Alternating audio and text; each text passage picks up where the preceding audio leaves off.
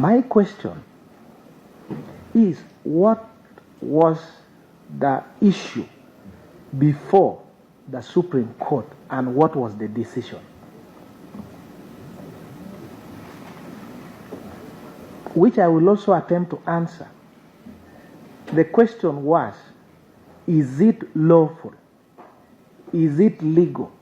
Is it constitutional to try a civilian in the military justice system or military court? That was the only question that went to the Supreme Court.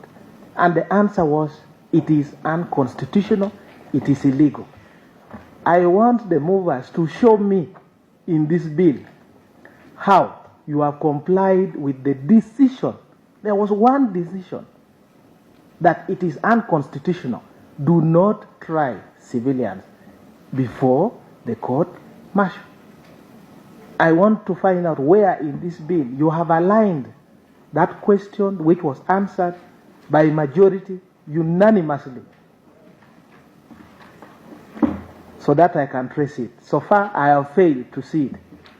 The mover seemed to have gone and created his own judgment, his own decision, his own orders, and then it is being used here. I would be very happy if that is pointed to me. And I could have even stopped at only that. But let me go to the others to help me. It is stated... Can I seek clarification? Yes, the interjection from the minister. It is stated, you will clarify. There's some you know, I wanted to interject. No, to just help us know that we are reading the same bringing, that we could have set up our own judgment. Can you refer us to the page of the judgment that you are referring to, so that we look at it that we are referring to the same thing? I will refer was first before the Constitutional Court, and the Constitutional Court agreed with the petitioner at that time and said it is unconstitutional. The learned Attorney General appealed on the question of constitutionality of trying civilians before the court martial when it went to court, and you have quoted it here. It is in the Supreme Court Constitutional Appeal number 02 of 2021, Attorney General versus Michael K.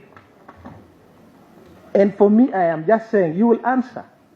We just needed just guidance, because if you helped us, it could help us to think, because if you point us to the part of the judgment that you're referring to, it will help us to understand what you... That's the concern. When you presented here, citing different, did you tell us the paragraph and the pages?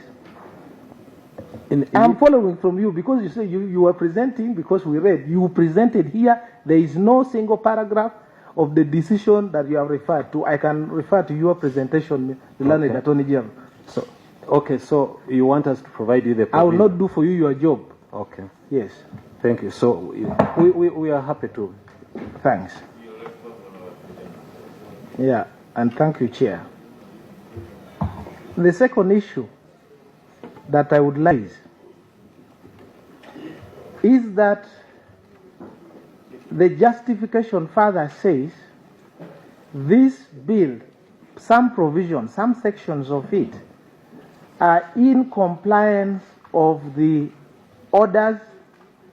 You have also said recommendations. It has been used interchangeably, orders and recommendations. I want you to show to the full extent, not isolating one or two orders, how you have complied, how this bill complies entirely with those orders and recommendations, without isolating others. Maybe at some point you will now read to us the list of those orders one by one and how the order has been implemented. The other issue that is necessary for me to examine the certificate of financial implication. You state that there is lack of differentiation in the existing pay structure of the UPDF based on rank, and which results which has resulted in uneven pay for military personnel. Can the mover convince us and demonstrate the unevenness in the payment and the differentiation, and how much is required, providing the full details so that we can arrive at the figures stated or projected in the certificate of financial implication. I would also like to know, because bullet 2 of the PowerPoint presentation talks of addressing the welfare of veterans through the different mechanisms, which is very important, as the veterans have been complaining time and again. I would like to know specifically the figures attached to this. And Chair, the reason why I'm raising this is that we have not yet concluded the budgeting process. And I know next year there will be budgeting process. We do not want to reach a point where we have provided for in the law and then the same government executive appears and tells us there is no money to enhance. Because from this, there is enhancement spread all over in pensions and gratuity and etc. So we would like to know the figures attached there. I have not yet done. Yes, thank you.